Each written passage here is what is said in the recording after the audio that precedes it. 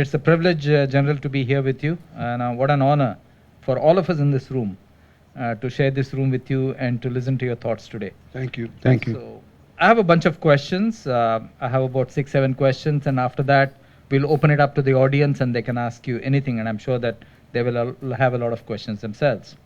My first question to you is, across the world, in every single country, we see nationalism going up. Everybody is far more nationalistic. At one level, nationalism and the fervor for nationalism means that we don't want something from the outside, or somebody else must be disadvantaged compared to somebody in the nation being advantaged. At a broad level, that is true across the world. Nationalism has gone up in America, nationalism has gone up in Japan, nationalism has gone up in UK, nationalism has gone up in India. It's on an all-time high. While there is a public nationalism and a citizen nationalism, what does nationalism mean to the armed forces, which is absolutely responsible for the safety and good health of a country? That's a difficult question for a soldier, because nationalism, we soldiers think, is something to do with politics. What is the definition of nationalism? Is it the politician and the bureaucrat who decide what is nationalism? I don't know what you think about politics. I don't know what you think about politicians and bureaucrats. We in the army have a different take. I've retired 30 years ago, so I don't know whether I can speak on behalf of the army. But I certainly was a part of the army. I am still a part of the family. And I would like to share with you what we think about what is nationalism. Nationalism is not something new. It's been there since the world began. You take World War II. The Nazis believed in nationalism. What happened? Germany was destroyed, Hitler was killed. What happened to Italy? Fascism. Again, nationalism. We in the army think differently. My course mate is here, General Ravi Balla. I and all of us in the academy were taught the security, honor and welfare of your country come first, always and every time. The honor and welfare of the men you command come next. Your own ease and comfort come last, always and every time.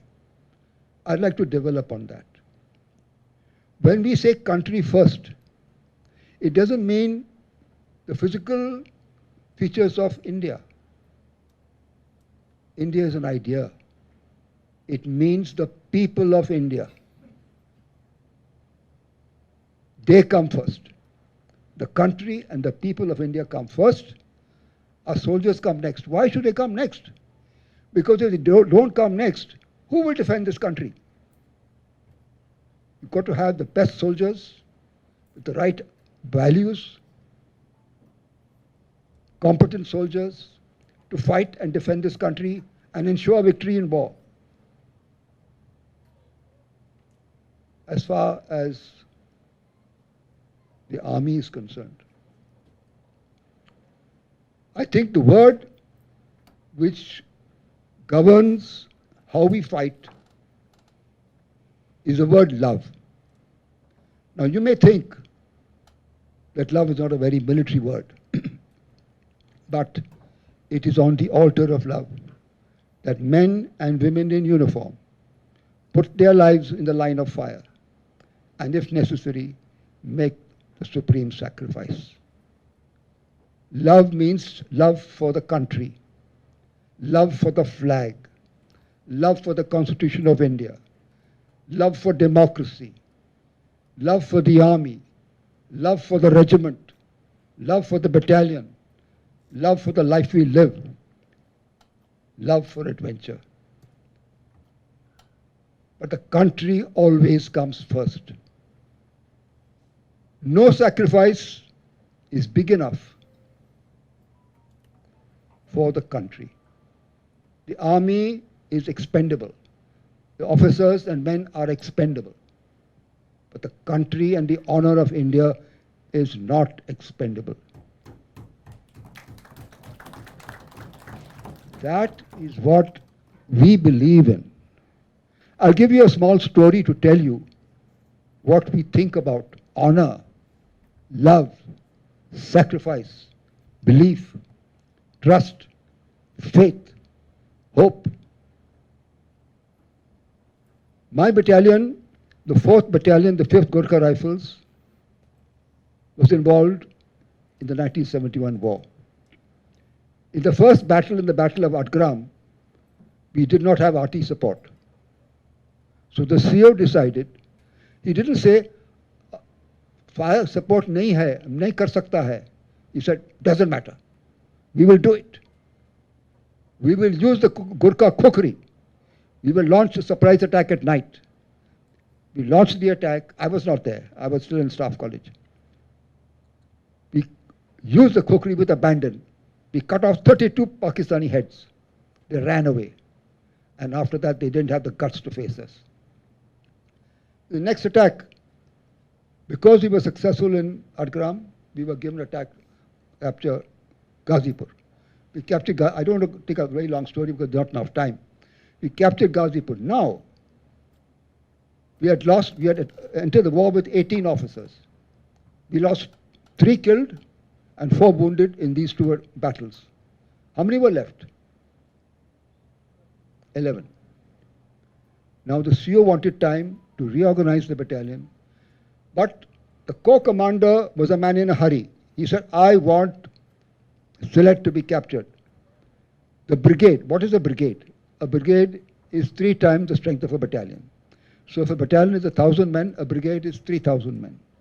The brigade which was holding Sylhet, he told us, has gone for the defense of Dhaka. There's nobody there. And so we were told to go in. The CO said, give me time to organize my troops. No, sorry, go immediately. We went. We were promised to be reinforced within 48 hours. We were never reinforced. To cut a long story short, we fought for 9 days, 9 nights, without food, without water, with depleted ammunition, with no medical facilities. But we forced the enemy to surrender. At that time, we entered the war, the Battle of Sylhet, we were 384. By the time the enemy surrendered to us, we were 352. The enemy was shocked that we were such a small force.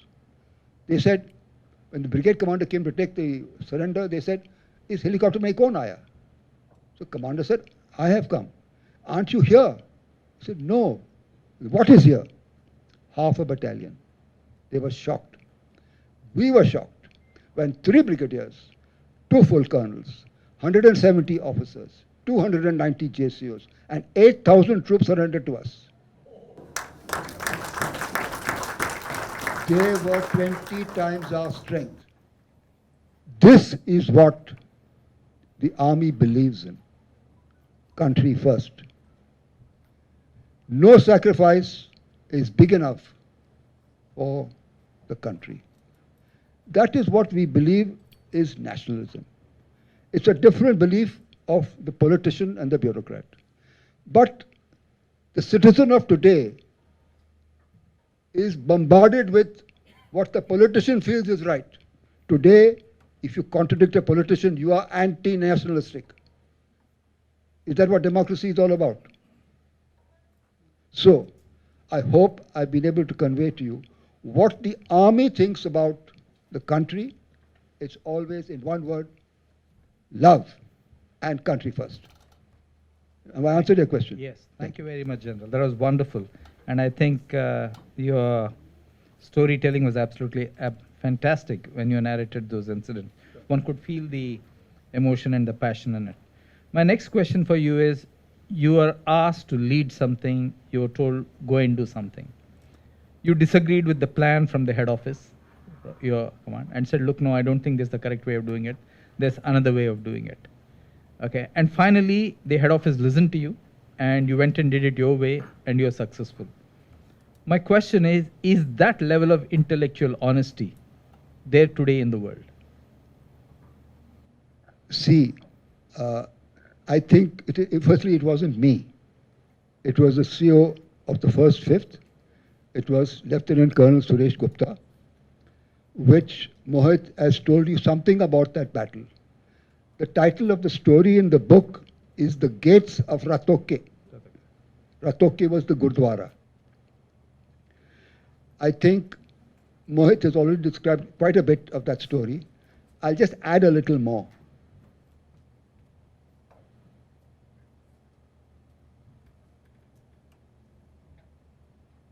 Sejra is a bulge extending into India. And in 1965, the Pakistanis came across, looted the villages, and took away the gates of the Gurdwara. The CEO did not know about it.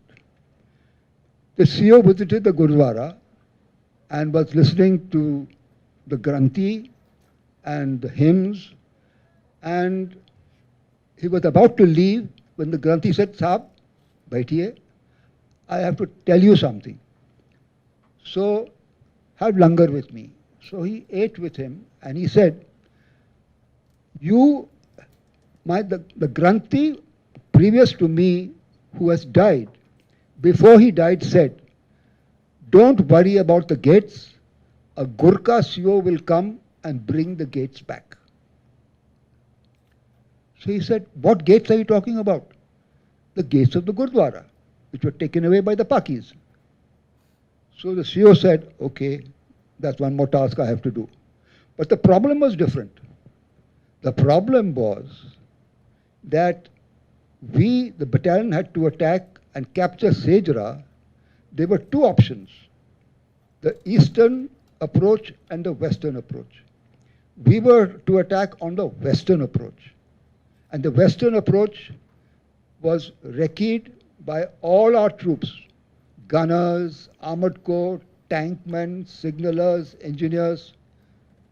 And the enemy came to know the Indians are going to attack along this approach. So the CEO said, if I attack on this approach, I will be decimated. I will not be able to capture. Let me do it from the eastern approach. The western approach, that had to cross a river. During the month of September, when the plan was made, the river was in spate. Now in the month of November, he had recceed the route and found crossing places. So he said, I will attack. The rest of the military hierarchy protested. We have made all our plans. The gunners had made their plan, the tankmen had made their plan, the engineers had made their plan. They said, there's not enough time now. The war will start in a couple of days. We can't make these plans again. What are they talking? Why is it broken up so late? This is the message of the story. And the message is moral courage. The CEO, a lieutenant colonel, stood up to the brigade commander, the div commander, the corps commander, and said, if you force me to attack on the eastern approach, all you will have is my bodies and you will not get the objective. If you allow me to do it my way, please have breakfast with me at 11 o'clock tomorrow morning.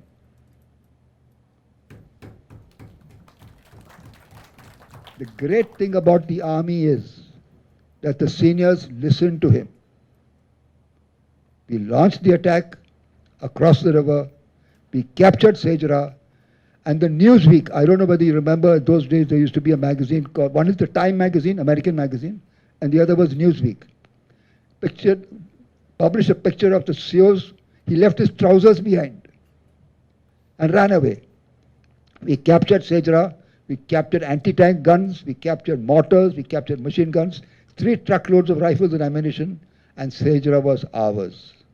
all due to a simple, soft-spoken man who said, sorry, if you want me to capture the objective, let me do it my way. Don't reinforce failure. And that's the story of... Thank you for that, General.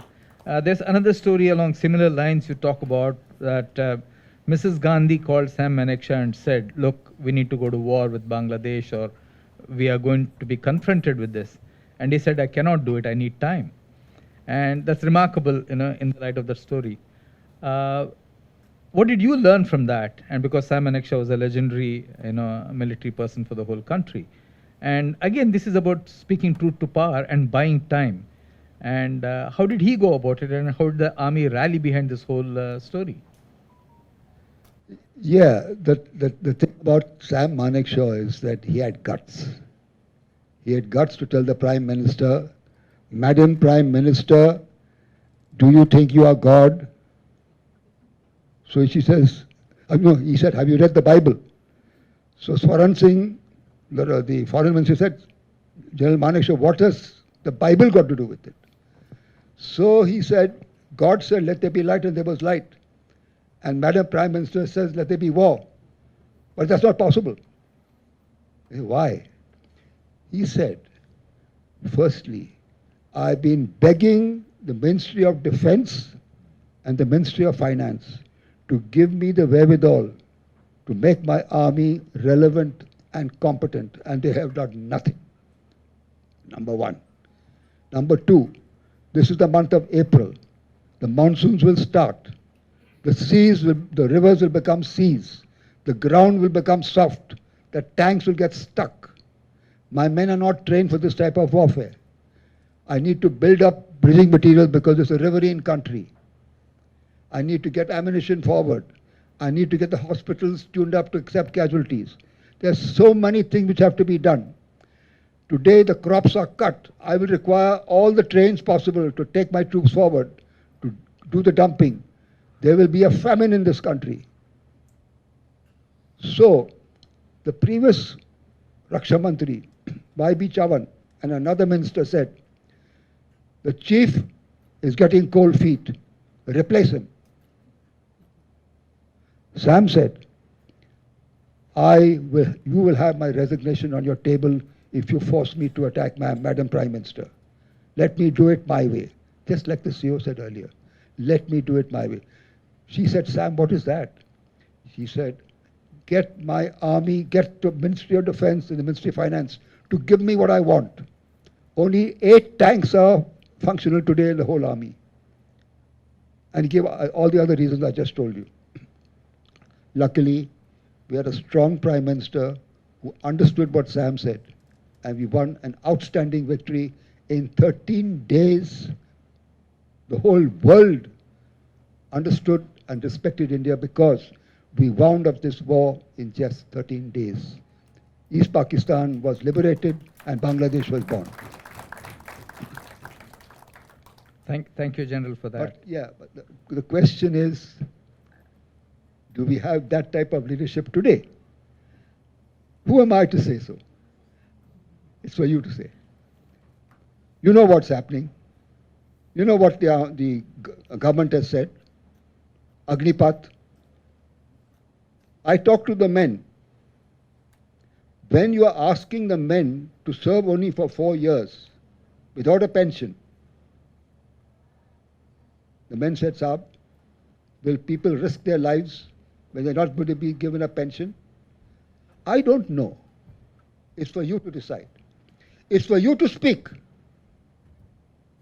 You are the voice. In the army, we are not allowed to speak. You have a stake in the security of India. You have to understand what is happening. Your voice needs to be heard. Please remember that. Thank you, General, for that. It's been more than 52 years since the war. 29 plus 23, 52 years. I'm not going to... Each of the 3 countries involved, India, Pakistan and Bangladesh, have progressed in different ways. I'm not going there, and that's not my question. My question to you is, if you look at the armed forces of the three countries, how do you think they have progressed in the last 52 years? Have they got better? Have they got modernized? Have they integrated better? What have they done for their respective countries in these 52 years? So we are talking about three armies. My wife tells me, why do you get so worked up? Relax. Speak slowly. Be calm. But I don't know. I get worked up. Sorry. However, let's take the Pakistan army. Before the 1971 war, Pakistan consisted of West Pakistan and East Pakistan. And they were separated by over 1,000 miles. So they had a problem. With the liberation of East Pakistan and the birth of Bangladesh, the strength of the army is same if not more, but they don't have to bother about East Pakistan. So they are now in a stronger position. Number two, I don't know why, but if you read the book, please read the book. It tells you the Pakistani army, led by debauched officers and men, they killed 1 million East Pakistani citizens. They raped and killed thousands of women and girls. They were a debauched army and they could not fight. If you don't have the moral fiber, if you don't believe in a cause, you cannot fight. But we, India, and we, Bangladesh, we let the Pakistani war criminals off the hook. We should have taken them to the International Court of Justice. We didn't do that. Why? If we had done so, the name of the Pakistan army would have been blackened. We let them off the hook. Why? It is the only occasion in the history of warfare that the Army, Navy and Air Force were not part of the conference held after the war between Pakistan and India at Shimla. What happened? We gave back 93,000 prisoners, but we didn't get back our 54, which were then rotting in Pakistan. And Bhutto himself has said he heard the screams of these officers who were tortured and killed. We let the Pakistan army off the hook. We shouldn't have allowed that, but it happened. That's as far as the Pakistan army is concerned. The Pakistani army is still in control of Pakistan, irrespective of the civil government being a puppet government. As long as they are involved with governance, I think India is better off. They cannot focus on military competence. Not to say they are bad fighters. When led properly, they fight well. But we are a match for them. That's my take on what the Pakistani army is all about today. Take Bangladesh. During the 71 war, they were just guerrilla fighters. The Mukti Bahini were just guerrilla fighters. Today, they are an army. But there's a problem. There's a problem between the opposition, which in our most of our opinions is not correct. They were the ones who assassinated Mujibur Rahman. As long as they are out of power, the Pakistan army, the Bangladesh army is an army which is growing well and will possibly do well. That's as far as the Bangladesh army is concerned. We, the Indian army, have helped them to grow. We have given them equipment. We have helped them to redress the damage done to Bangladesh during the war. We've given them ships and submarines. We've given them aircraft. We have helped the Bangladesh army to grow. And as long as we keep them on our side, it is good for us. Now come to the Indian Army. The Indian Army has grown, but warfare is changing. And we are, I think we are addressing all these types of warfare: cyber warfare, chemical warfare, nuclear warfare, hybrid warfare. But this business about Agnipath and Agniveer, I'm sure you all are thinking people, you will understand that it is not good for the morale of the country, morale of the army. I hope I'm wrong, because the next war will be a war, a two-front war between India on one side and Pakistan and China on the other. There are people today who are military people who think themselves to be strategists, who are saying that we are no match for China. Whether we are a match for China or not a match for China, we have to fight. We have to fight for India. We have to fight for the honor of India. We have to fight for the love of India. China wants to be a world power. It does not want to get involved in a protracted war. Please understand, Vietnam defeated China. Vietnam defeated America. Vietnam defeated France. We are no less, but we have to fight. Therefore, we need your voice. You have a stake in the security of India. What are you doing about it?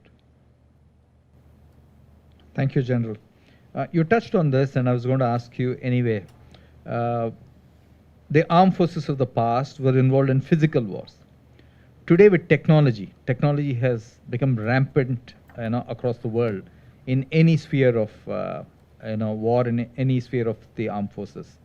How do you see technology shaping the armed forces, and what does it mean for them in the future? Ravi Balla will have a good laugh, because I am an infantry soldier like him, but I'm also a Gurkha. So technology is beyond me. However, I am aware that the army is addressing artificial intelligence, addressing cyber warfare, addressing hybrid warfare, addressing chemical warfare, germ warfare. Please understand that COVID was hatched in a laboratory in Wuhan, but the world hasn't got the guts to say it's called the Wuhan virus. We call it COVID-19. It's the Wuhan virus. So, we don't know what China will do. If India gives them a bloody nose, will they use germ warfare? Will they use nuclear warfare? We don't know. But we should plan for the best and accept the worst. We should be ready for the worst. So, yes, India is very competent.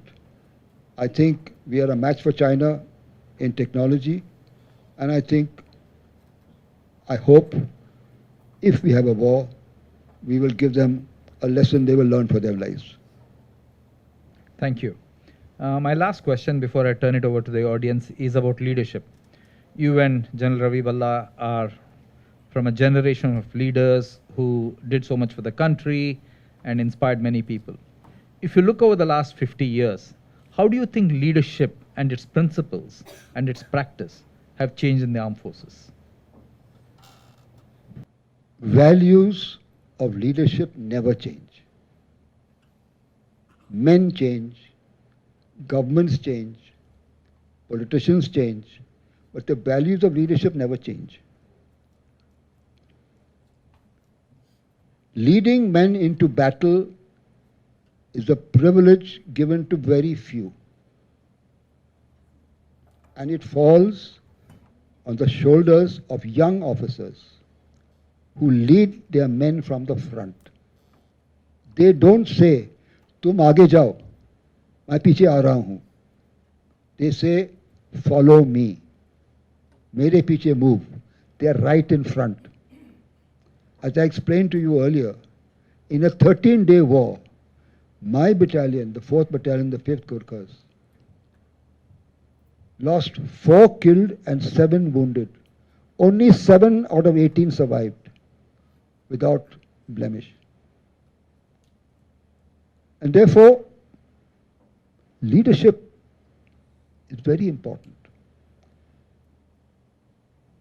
In the Indian Army, risk-taking is the principle of decision-making. As a management expert, I'm sure you will accept that taking a risk in decision-making is very important. But it has to be a calculated risk. So leadership, values of leadership haven't changed. As far as the young officers of the battalion are concerned, battalion and below, it's outstanding.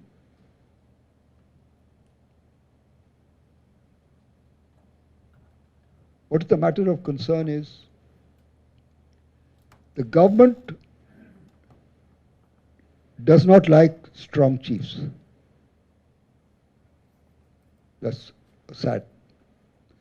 In the 71 war, we had very strong chiefs. Sam Manekshaw, Air Marshal Lal, and Admiral Nanda. Very strong. And we were homogeneous. Just imagine, we had a Parsi chief, a Sikh as the Eastern Army commander, a Baghdadi Jew as the person who formulated the strategy, the plans, Chief of Staff of Eastern Command. We had an Anglo-Indian as Director of Military Operations, General in the Gill. We had 3 Christians commanding front leading divisions. We don't think about religion, caste or creed. We believe in oneness. We believe in being together. It is the unity in diversity which won the war in 71. Is that unity still there today? I ask you. So leadership, values don't change. We need to have people to stand up for what is not right. We need you to stand up and speak for the army which is not allowed to speak.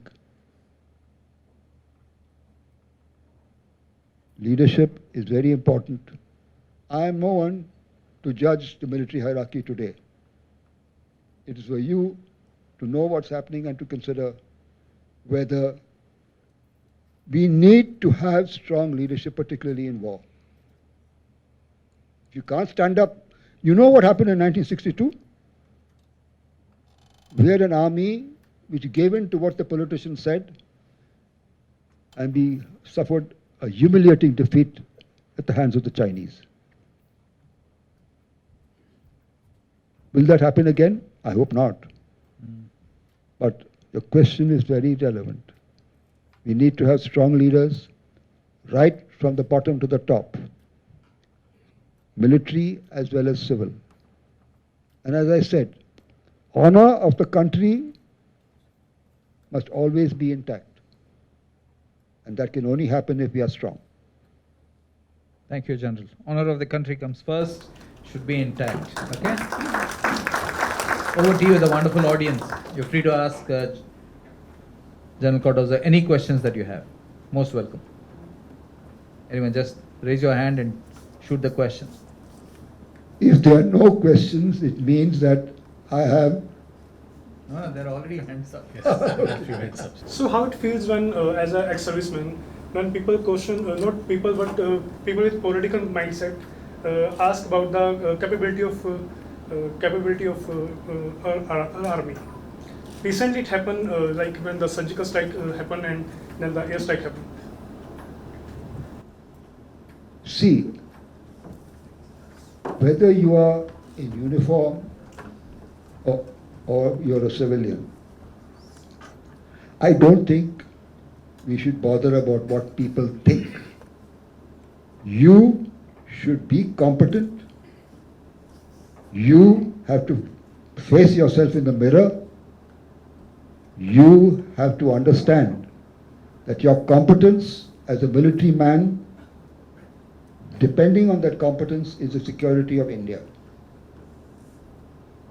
Therefore, you have to be competent in all aspects. I ask you, does this country have a vision? Which means, where will the country be 10 years from now, militarily, politically, economically, socially? The army has very often offered to work out that vision for India, but the politician doesn't want it. So, the army, in my opinion, I may be wrong, is not bothered about what people say. The army should be bothered about being the best army in the world. And we are today the best army in the world.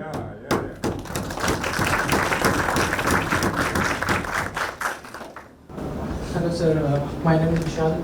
My question is to you is, I am hypothetically speaking, if we face a two-front war from China and Pakistan in future, so what we, common people, can do for our country? This is my question. What you can do is what you are doing now.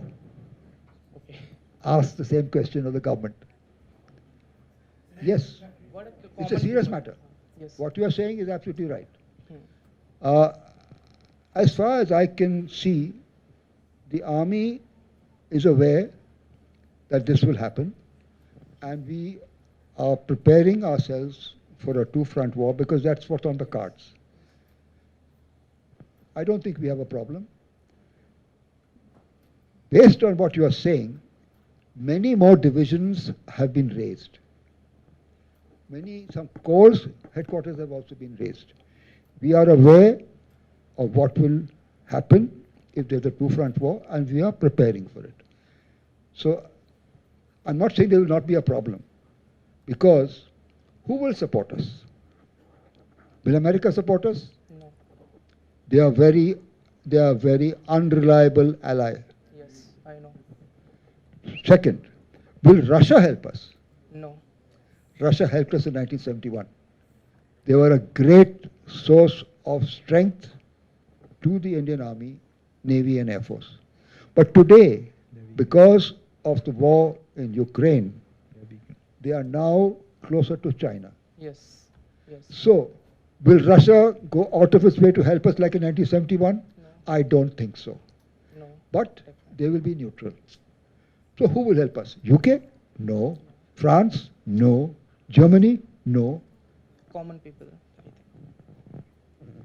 India will be alone. Yes. But we need to have the courage to, what you are saying, prepare for the worst. Hmm. Train, be armed, be politically savvy, and anticipate what China will do. I think, in that respect, I think the army is very competent. They are aware of what will happen, and we will be able to deal with both these people. I don't think there is a problem. Both these countries. But it will be difficult. It will be tough. Citizens of India must back the army, armed forces, to do what they will do.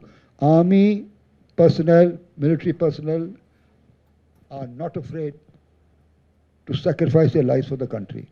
But they need the support of India. They need your support. General Cardozo, this question may have been asked to you many times. I'm just diverting from the topics that has been discussed and what Shiva sir has already asked you. I'm talking about the books that you have written, Cartoos Saab and 1971, is right there. So my question is, what inspired you to write these two books? And just another question to add, what message do you hope to convey through these two books? And I'm sure you are going to write many more books. What are those books that you are planning for? What kind of inspiration you are getting, and how it is going to look like? So, a couple of questions, but starting, what inspired you?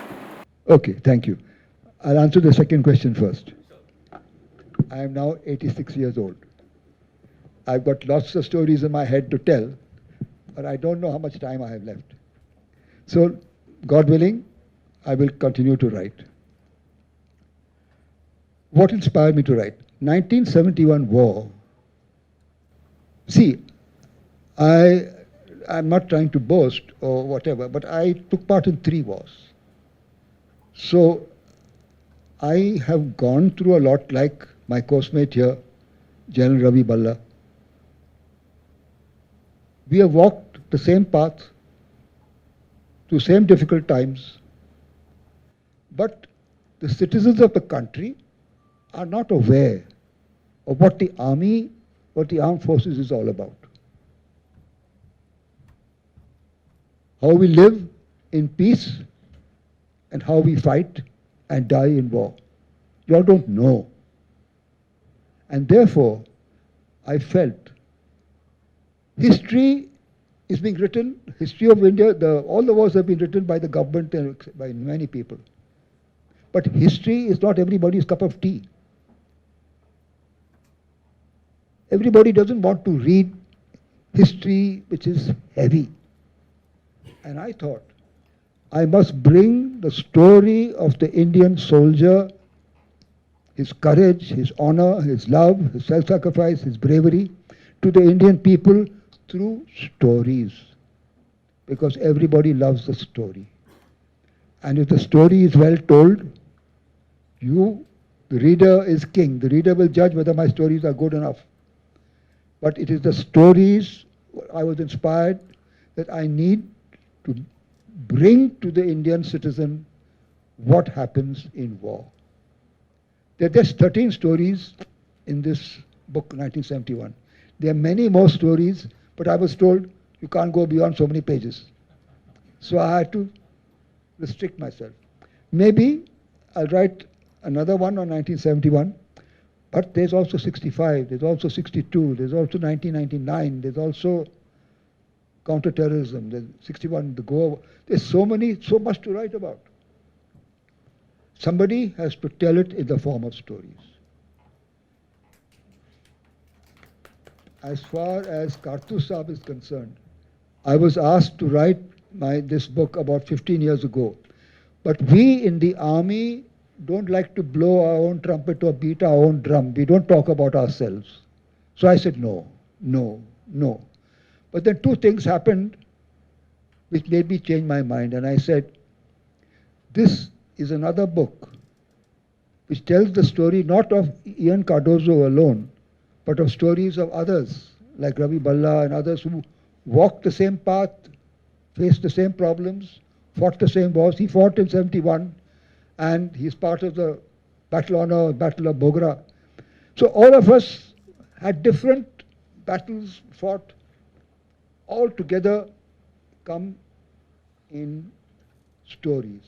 But those stories have to be well told. I don't know, you have to judge whether they are well told otherwise, but there are many more stories to tell. As you said, I would like to write a lot more if I have enough time left. We definitely pray, sir, you have lots and lots of time and you have many stories to come.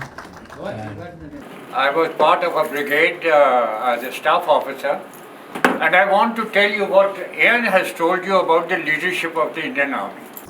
What the Pakistanis thought of the leadership of the Indian Army. On 16th of December, the Pakistanis started surrendering to us. By the evening, we had 3,500 troops, about 120 officers, which included one general and 2 brigadiers and host of lieutenant colonels and majors. In the evening, me and my DQ, senior officer to me, we walked into the langar of Pakistani, where they were cooking their food. So we asked them, "Bhai, humko jara aapka khana taste karao." So these chaps were so surprised. They said, "Sab, aap hamara khana khayenge?" हमने कहा, भाई हम तो वही खाते हैं जो हमारा जवान खाता है। अगर हमारा जवान शक्कर पारे खाता है तो हम भी शक्कर पारे खाते हैं लड़ाई के दौरान में। तो they were amazed. One of them said, "sir, हमारा अफसर तो कभी नहीं होता इधर हमारा खाना टेस्ट करने के लिए." Anyway, he said, "साहब क्या दूँ आपको?" हमने कहा, "जो बना है दिखाओ." तो ये साहब हलाल है। तो मैंने कहा, यार हलाल है तो बकरा तो मर गया, चाहे वो झटके से मरा या हलाल है, कोई फर्क नहीं पड़ता हमको। So anyway, after this, our brigade commander held a darbar. That's a normal procedure in every unit. That every month you have a darbar to find out from your troops as to what their problems are and those could be solved. So we held the darbar, our brigade commander spoke to the men, Pakistanis. And after the brigade commander finished his speech, the Subedar Major of 8 Baluch, one of the finest battalions of the Pakistan Army, he stood up and he spoke for about 15 minutes, and his last words were, mark the last words.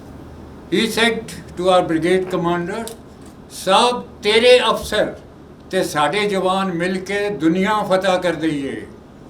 That is the thing he said about the Indian Army officer. So you don't have to worry. That's the Pakistani saying about the Indian Army officer, कि तेरे अफसर ते साढ़े जवान मिलके दुनिया फतह कर दें. So that is the quality of officer leadership you have in the Indian Army. So don't be frightened about China or don't be frightened about Pakistan. We'll fix them whenever the time comes. Thank you, Ravi. I want to just take a minute. Sure, sir, sure. To support what General Balla has said, after the surrender, we were responsible for all these Paki prisoners. So I walked across.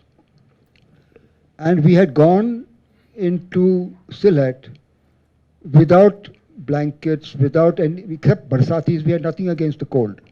So I saw a truck filled with blankets. So I called the Pakistani JSO and I said, "Saab, ये कंबल आपके जवानों के लिए है या store के लिए है?" "साहब, जवानों के पास सब कंबल है इनके पास, ये स्टोर के लिए है." I said, "अगर ये स्टोर के लिए है तो मेरे जवानों को इशू कर सकते हैं, I'll give you a receipt." He said, "ठीक है साहब." And then I said, "अगर कुछ कंबल रह जाते हैं मेरे अफसर साहबान को दे सकते हैं?" He said, "साहब, आप क्या बात कर रहे हो, अफसर साहबान के पास कंबल नहीं है." I said, "जनाब, अगर जवानों के पास कंबल नहीं है तो अफसर साहबान के पास कंबल कैसे हो सकते हैं?" He came to attention and saluted me and he said, "जनाब, अगर हमारी फौज में," what General Balla said, "अगर हमारी फौज में भारत जैसे अफसर थे, ये दिन हम नहीं देखना था." So that is the quality of the Indian officer. And the Indian officer and the Indian soldier, who is the best soldier in the world, are a very strong combination which no one can stand.